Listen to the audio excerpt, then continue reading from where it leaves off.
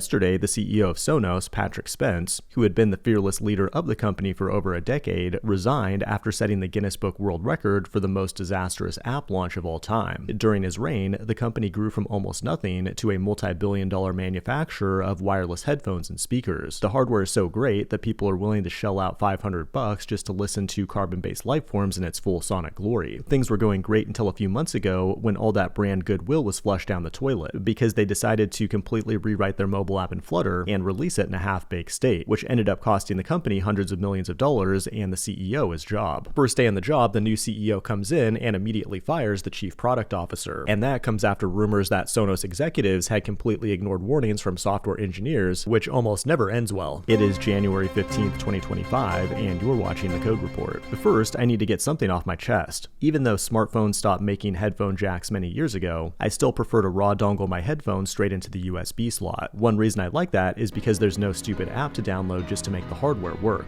But that's just like my opinion, man. Sonos and Patrick Spence deserve a lot of credit for commoditizing the headphone and speaker market. But one problem with the business model is that once the market's saturated, it's hard to continuously extract money from the customers. As a tech company, Sonos wanted to build a platform with software and apps that controls everything that makes sound. A good idea in theory, but the execution was terrible. They pushed an app update a few months ago that was supposed to improve the user experience, but instead it rendered everybody's existing products useless and removed many of the basic features that people expected. Like if you had multiple speakers connected together, you'd have to adjust the volume for each one individually instead of adjusting them all simultaneously. The internet started freaking out and it received a flood of bad reviews on the App Store. The bad reviews were so bad that it appears Apple had to step in and remove them. A few days later, the CEO then had to do the walk of shame with a YouTube apology. We're fixing the app as fast as we can, and we're making great progress.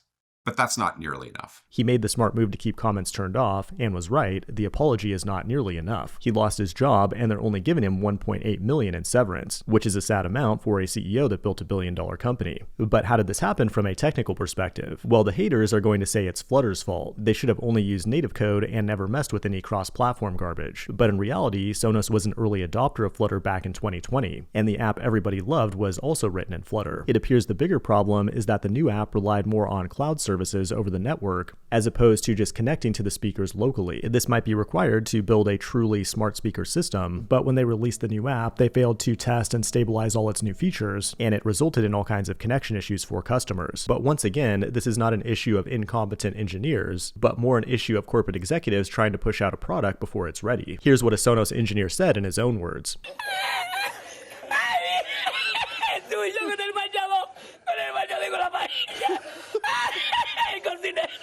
No vea, a Sevilla.